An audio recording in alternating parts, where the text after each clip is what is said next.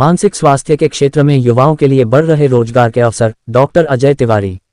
वाराणसी। नई सुबह institute of mental health and behavioural sciences, Varanasi में शनिवार को आयोजित प्रेसवार्ता में संस्थापक एवं वरिष्ठ मनोचिकित्सक डॉक्टर अजय तिवारी ने कहा कि मानसिक स्वास्थ्य का क्षेत्र तेजी से उभर रहा है और आने वाले समय में युवाओं के लिए रोजगार के बड़े अवसर उपलब्ध कराएगा। उन्होंने बताया कि बदलती जीवनशैली, तनाव, पारिवारिक विघटन, नशे की लत, बेरोजगारी और इंटरनेट के बढ़ते प्रभाव के कारण मानसिक स्वास्थ्य समस्याएं तेजी से बढ़ रही हैं, जिससे प्रशिक्षित विशेषज्ञों की मांग भी लगातार बढ़ रही है। इंट्रोडक्शन बता दीजिए। मैं डॉक्टर अजय तिवारी मनोचिकित्सक हूँ, डायरेक्टर हूँ नई सुबह institute of mental health and behavioural science Varanasi. आज जो प्रेस कॉन्फ्रेंस रखी है, क्या उद्देश्य है इस प्रेस कॉन्फ्रेंस का? देखिए, प्रेस कॉन्फ्रेंस रखने का उद्देश्य ये है कि मानसिक स्वास्थ्य के क्षेत्र में कैरियर की क्या संभावनाएं हैं, ये हम पब्लिक को बताने के लिए आज आए थे आपके माध्यम से।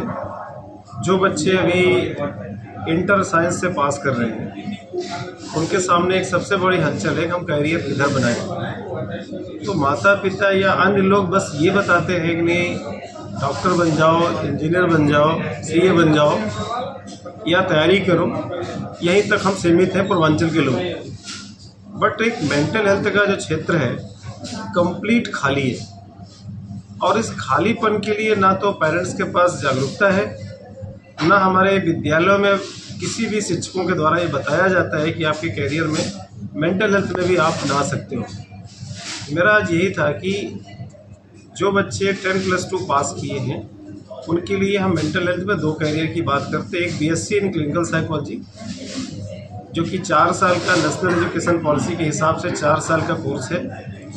बीएससी करने के बाद भारत सरकार का रिहैबिलिटेशन काउंसिल ऑफ इंडिया उनको एक असिस्टेंट क्लिनिकल साइकोलॉजिस्ट का लाइसेंस देगा, और वो चाहें तो वहीं पे ही अपना करियर शुरू कर सकते हैं, विद्यालयों में काउंसलर के रूप में या अपना सेल्फ परामर्श केंद्र खोलकर। दूसरा एक विषय था डिप्लोमा इन स्पेशल एजुकेशन। अब डिप्लोमा आज ही के अखबारों में आपने देखा है कि पूरे उत्तर प्रदेश में 78 ऐसे व्यक्तियों को जो स्पेशल एजुकेशन में डीएड थे, परमानेंट प्राथमिक शिक्षक नियुक्त किया गया।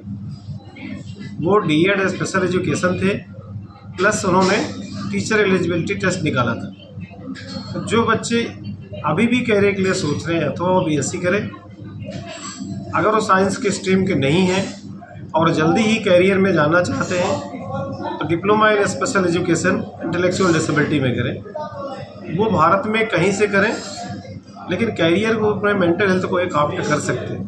तो आज मेरा मुख्य विषय यही था कि मेंटल हेल्थ के रूप में कैरियर के अवसर को ढूंढें, उसमें बीएससी करें, मास्टर इन क्लिनिकल साइकोलॉजी करें, पीजी डिप्लोमा रिहैबिलिटेशन साइकोलॉजी करें, प्रोफेशनल डिप्लोमा क्लिनिकल साइकोलॉजी करें, और ये रजिस्टर्ड काउंसलर बने, लाइसेंस प्राप्त काउंसलर बने, क्लिनिकल साइकोलॉजिस्ट बने, जो भारत ही नहीं पूरे विश्व में जिसकी डिमांड है, और एक अच्छा खासा कैरियर बन सकता है, अच्छा खासा उनका वैभव होता है और धनार्जन भी होता है। क्या फीस है सर इसकी, और कितने साल का कोर्स है ये? देखिए, फीस तो गवर्नमेंट कॉलेज में अलग अलग है, प्राइवेट कॉलेज में अलग है।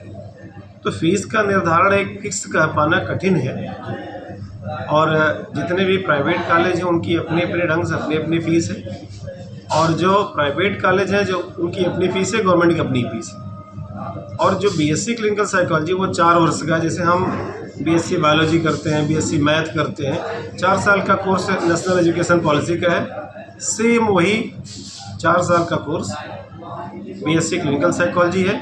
बट अंतर इसमें है कि इसमें इनको पेशेंट देखने का मौका लगता है, टेस्टिंग करने का मौका लगता है, काउंसलिंग करने का मौका लगता है। जब ये 4 साल तक पूरा प्रैक्टिकल कोर्स कर लेते हैं, फिर इनको जब डिग्री अलॉट होती है, तुरंत भारत सरकार इनको प्रैक्टिस करने का लाइसेंस अलॉट करता है। क्या कहना चाहेंगे, और इस तरह के स्टूडेंट से क्या कहना चाहेंगे जो स्टूडेंट बैठे हुए हैं? नहीं, मेरा तो यही कहना है कि जो विद्यार्थी साइंस स्ट्रीम के हैं और बहुत कम समय में अपने कैरियर को स्टार्ट करना चाहते हैं, वो मेंटल हेल्थ की फील्ड में आवें, क्लिनिकल साइकोलॉजी की फील्ड में आवें और अपने कैरियर की शुरुआत करें। अथवा जो साइंस स्ट्रीम के नहीं हैं वो डिप्लोमा में आवें स्पेशल एजुकेशन के, क्योंकि माननीय सुप्रीम कोर्ट ने ये हर सरकार को, जितने भी भारत के स्टेट हैं, सबको सख्त निर्देश दिया है कि प्रत्येक प्राथमिक विद्यालय में दिव्यांग बच्चों के औसत के हिसाब से प्रशिक्षित अध्यापक रखे जाएं, जिसकी शुरुआत आज उत्तर प्रदेश सरकार ने बनारस के 6 शिक्षकों को नियुक्ति पत्र दे करके यहाँ से कर दी है। इसका मतलब है कि सरकार की मंशा ऐसे बच्चों को नियुक्त करने की है, ऐसे लोगों को नियुक्त करने की है। पूरे उत्तर प्रदेश में 78 लोग अपॉइंटेड हुए, पूरे भारत में लगभग 60,000 से ज़्यादा नियुक्तियाँ हुई। तो इस कोर्स में कैरियर के पर्याप्त अवसर हैं। किस तरह से संपर्क किया जा सकता है कोर्स के लिए, कोई वेबसाइट वगैरह इसकी? बिल्कुल, हम तो विद्यार्थियों से ये आगाह करेंगे कि भारत सरकार की वेबसाइट है रिहैबिलिटेशन काउंसिल ऑफ इंडिया, उसको सर्च करें।